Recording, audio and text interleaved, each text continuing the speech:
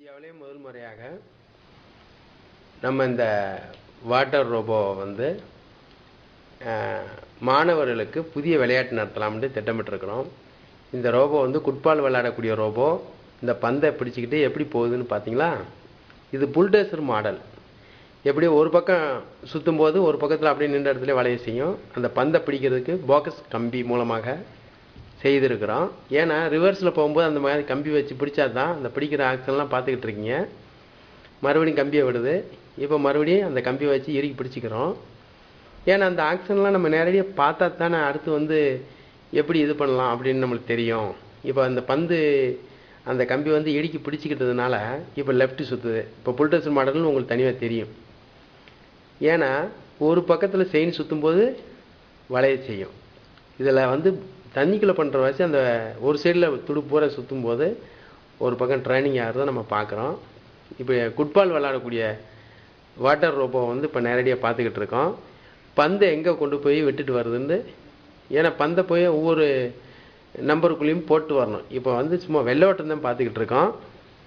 இந்த பந்தை எப்படி தள்ளிட்டு போய் எந்த திசைக்கு நேரம் விட்டுட்டு மறுபடியும் ரிவர்ஸில் எப்படி வருதுன்னு நம்ம பார்க்க போகிறோம். இப்போ அந்த ஓரத்தில் போய் எப்படி திரும்புது பார்த்தீங்களா? நின்ற இடத்துலேயே திரும்புகிற மாதிரி நம்ம அமைச்சிருக்கோம். இது வந்து ஒரு குழந்தைய குளிப்பாட்டுற டப்பு, விளையாட்டுக்கார ரிமோட்டு, ஒரு பாலு, இந்த இதை வச்சு அதாவது சிம்பிளானதை வச்சு ஒரு ஹை லெவல் திங்கிங். அதாவது மாணவர்களுக்கு ஒரு புதுமையான ஒரு விளையாட்டுகளை நம்ம அறிமுகப்படுத்தணும் இல்லையா? எப்பயும் போல் நம்ம விளையாட்டவே விளையாடுவதை காட்டிலையும் புதுசாக நம்ம விளையாடணும். இப்போ புதுசாக ட்ரெஸ் எல்லாம் எடுத்து மாட்டுறோம் இல்லையா? புதுசாக வண்டியில் வாங்குறோம். இப்போ பாருங்கள் அந்த பந்தை எப்படி வந்து தள்ளிவிட போகுதுன்னு பார்க்க போகிறோம். எப்படி தள்ளுது பார்த்தீங்களா? எப்படி தான் அந்த கூடைப்பந்துகளை வந்து தள்ளி விட்டு போய் அந்த கம்பி ஆக்ஷன் எப்படி மடங்கிருச்சு பார்த்தீங்களா?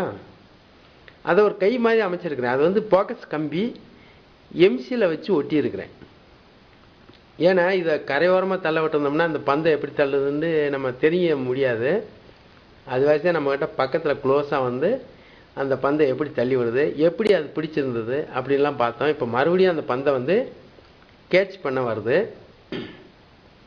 எப்படி வந்து கேட்ச் பண்ணி எப்படி ரிவர்ஸ்லாம் போகுது அப்படின்னு பார்க்க போகிறோம். அது சரியான முறையில் எய்மில் ஓட்டி இப்போ கையை அமைக்கி பிடிச்சிக்கிறோம் பாருங்கள். பிடிச்சிக்கிடுச்சா? இது மாதிரி தான். இந்த மாதிரி வாட்டர் ரோபோக்களை வந்து நம்ம எளிய முறையில் புதிய அந்த கையை ஏன் விட்டு அமைக்கி பிடிக்குதுன்னா அதில் நம்ம பிடிக்கிற மாதிரி ஒரு பொசிஷன் நம்ம அமைச்சிருக்கோம் அப்படின்றது தெரியணுன்றக்காக தான் அதை விட்டு பிடிக்க வைக்கிறோம். அந்த விட்டுச்சு பார்த்தீங்களா? இப்போ மறுபடியும் பிடிக்குது. இப்போ ரிவர்ஸில் போகுது பார்த்தீங்களா? ரிவர்ஸில் போகும்போது அந்த கம்பி பிடிச்சிருக்கிறதுனால ரிவர்ஸில் அந்த பந்து வருது. இல்லாட்டினா வராது இல்லையா?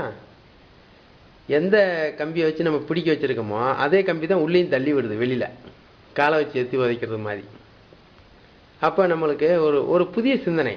இப்போ ஒரு போட்டே வந்து ஆஃப் ஆகி போயிடுச்சுன்னா இன்னொரு போட்டை அனுப்பிச்சுட்டு அந்த போட்டிலேருந்து ஒரு கொக்கியை மாட்டி இழுத்துட்டு வர மாதிரிலாம் நம்ம பண்ணியிருக்கிறோம். அதற்காக தான் இப்போ இந்த வந்து புல்டோசர் மாடலில் நீங்கள் பார்த்துக்கிட்டு இருக்கீங்க. ஒரு புல்டோசருடைய பொக்லைனை வந்து நம்ம பார்த்துட்டு அதே தண்ணியில் எப்படி இயங்கணும்னு ஒரு சிந்தனையில் செய்யணும்னா அதுக்கு ரொம்ப திங்கிங் வேணும். இந்த மாதிரி நீங்கள் பார்த்துட்டிங்கன்னா இதே மாதிரி உங்களால் செய்ய முடியும். மாணவ சமுதாயம் இதில் வந்து ஒரு மெரீன் சயின்ஸ் மாணவர்கள்லாம் வந்து இதை நம்ம ஒரு மைன்யூட்டாக பார்த்தாங்கன்னா அவங்களுக்குள்ள ஒரு திங்கிங் வரும். ஏரோநாட்டிக்கல் படிக்கக்கூடிய மாணவர் பார்த்தாங்கன்னா அவங்களுக்குள்ள ஒரு திங்கிங் வரும். பொறியியல் கல்லூரி மாணவர் பார்த்தாங்கன்னா அவங்களுக்குள்ள ஒரு திங்கிங். இப்போ பாருங்கள் பந்தை எப்படி தள்ளி விடுதுன்னு பாருங்கள்.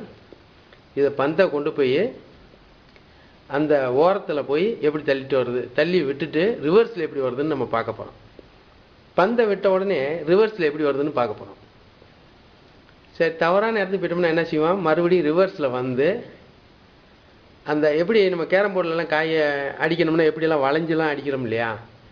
அது மாதிரி சரியான இடத்துக்கு நம்ம போகலன்னா மறுபடியும் ரிவர்ஸில் வந்து மறுபடியும் எப்படி தள்ளி விட்டு நம்ம ரிவர்ஸில் வருவோம் அப்படின்ற பொசிஷனை இப்போ பார்க்க போகிறோம். இப்போ பாருங்கள், தள்ளி விடும் பாருங்கள் பந்தை, கூர்மையாக பாருங்கள். பந்தை எப்படி தள்ளி விட்டு இது ரிவர்ஸில் எப்படி வருதுன்னு பாருங்கள். பந்து மூவ் ஆகி போயிடுச்சு பார்த்தீங்களா? இப்போ ரிவர்ஸில் வரும் பாருங்கள். இந்த மாதிரி தான் அந்தந்த கூட பந்துக்கு நேரம் பந்தை தள்ளி விட்டு இப்போ ரிவர்ஸ்லேயே லெஃப்ட் ரைட் வருது பார்த்தீங்களா? ஏன்னா இந்த மாதிரி அமைக்கிறது வந்து ரொம்ப ஒரு ஹை லெவல் திங்கிங் வேணும் கண்டிப்பாக. மாணவ சமுதாயம் 2020 மாணவர்னால தான் இந்தியா முன்னேறும்னு அப்துல் கலாம் ஐயாவே சொல்லியிருக்கிறாரு.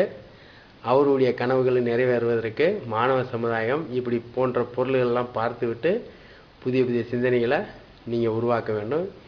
இப்போ ஒரு மாணவர் பந்தை தூக்கி போடுறாரு, இவர் தான் எதிர்ப்பாற்றி, அதாவது எதிரணி, அதாவது பேட்டு ஒருத்தர் பிடிச்சிருப்பாரு, பால் ஒருத்தர் போடுவார். அது மாதிரி இந்த மாணவர் வந்து பால் போடுறாரு. அவருக்கு இவர் என்ன எத்தனை நம்பர் சொல்லிட்டு அவர் பந்து போடுறாரோ அந்த நம்பரில் போய் இந்த ரோபோ வச்சு அந்த பந்தை பிடிச்சிட்டு போய் அந்த கூடை பந்துகளை போய் போட்டு வரணும். அதான் இவர் ரோபோ வச்சிருக்கிற உள்ள கண்ட்ரோல். இப்போ அவர் போடும்போதுல அந்த நம்பரை சொல்கிறாரு, 1ஆம் நம்பர் அப்படின்னு சொல்லிட்டாருன்னா 1ஆம் நம்பருக்குள்ளே இருக்கிற வலையில் போய் தள்ளி விட்டு வரணும்.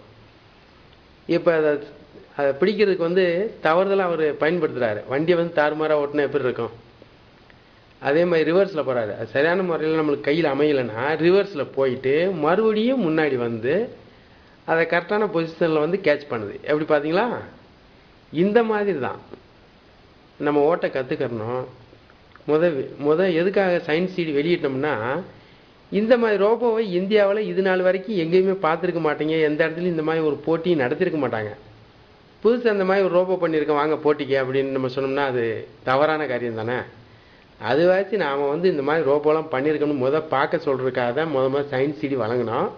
இதை பார்த்தது பிறகு கண்டிப்பாக அவங்களாம் போட்டியில் வந்து கலந்து இப்போ பாருங்கள் அந்த பந்தை விட்டுட்டு ரிவர்ஸில் எப்படி வருதுன்னு பாருங்கள். ஏன்னா எல்லா பகுதிகளிலையும் போய் பந்தை போட்டுட்டு திருப்பி ரிட்டன் எப்படி வருதுன்னு நம்ம பார்க்குறோம். அந்த மாதிரி வரும்போது எப்படியெல்லாம் டைரக்ஷன் திருப்புறோம். இது விளையாட்டுக்காரில் இந்த மாதிரி எனர்ஜி நம்ம எப்படி கொண்டு வர முடியும்? அவங்க ஏற்கனவே சின்ன மோட்டாரில் வச்சுருந்தாங்க. இத்தனை மோட்டாருக்கும் 4 மோட்டாருக்கும் கரண்ட் வர்றதுமா அந்த போர்டிலலாம் வராது அப்படின்லாம் உங்களுக்குள்ள எண்ணங்கள் தோன்றும். ஆனால் அதுக்குள்ளே எஸ்டின் பண்ணுறோம் நம்ம. எப்படின்னா ஒரு வாக்குமேனை வச்சு ஒரு ஆம்பிள்பாரில் கொடுத்து அவ்வளோ ரேடியோவிலையும் படிக்குது இல்லையா? அது மாதிரி தான் இதுவும்.